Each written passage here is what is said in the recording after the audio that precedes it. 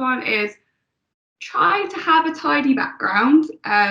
Again, fully appreciate not everyone has a dedicated office space, study space, especially if you're, in a house share or you're living at home with, relatives and family. You might have to do it in your bedroom just to get like a bit of peace and quiet. But there are things you can do, because you've got to remember that everything behind you in the screen is going to portray you as a person as well. How are you going to set yourself up? So ideally good lighting. Everyone wants to be able to make sure that they can be seen, they feel comfortable.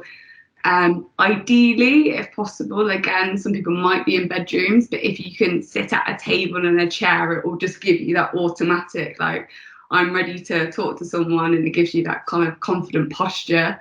One of my tips is, I'm very fortunate, I've got a laptop stand, but if you're using a laptop or a tablet or a phone and you want to be hands-free and feel comfortable, just stack some books or magazines under your laptop, because then it will raise it up and you're not going to feel like you're looming over the camera and like, in a very uncomfortable position. You can make sure you're set up and feel confident and ready to talk.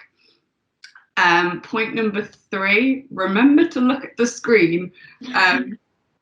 I know I said before you can have as many notes and stuff as you want, but you've got to remember that just because there isn't someone sitting in front of you doesn't mean that there isn't someone at the end of the camera.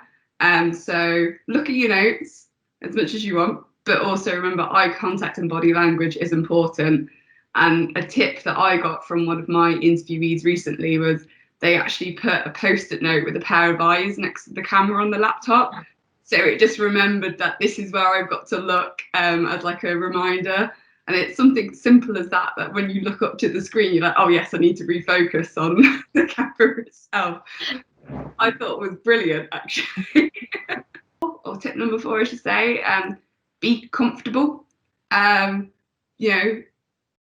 It might seem silly, but you're only being seen at the top, and everyone appreciates that you're, in a different environment. So make sure you look comfortable on top. But if you want to have, a bit of comfortable bottoms on, something that you wouldn't necessarily wear to a physical interview, you've got that advantage that you can have your slippers on.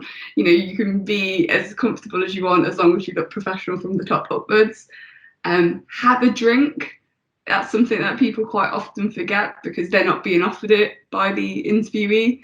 And have some water, because I talk a lot, but your mouth can get dry, and you want to again make sure that you're feeling physically comfortable as well as mentally comfortable. And the final tip I would say is put your phone on silent. Just because you're not walking into a meeting room or an interview room, you might forget something as simple as that.